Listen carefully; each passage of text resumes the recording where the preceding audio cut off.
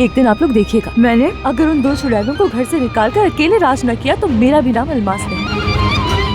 अली छोड़ो यार हाथ, नहीं जाऊँ। मुझे तुमसे बात नहीं करनी।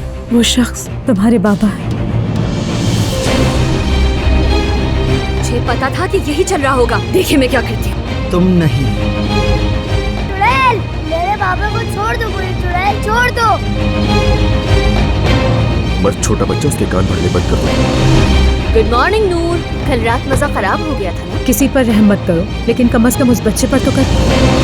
क्या हुआ लीना, अकड़ निकल गई तुम्हारी? मर्द का क्या हाल था कल देख लिया ना अपनी आंखों से। वो एक दिन सब समझ जाएगा। मैंने भी यही कहा था तुम्हारे बारे में, जब तुम उस आदमी के साथ उड़ती फिर। फिर जब तुमने उससे शादी कर ली तो उसके बाद क्या हुआ वो जानती हो। ये हुआ। इधर आओ, मेरी हालत उस रात बिल्कुल ऐसी थी।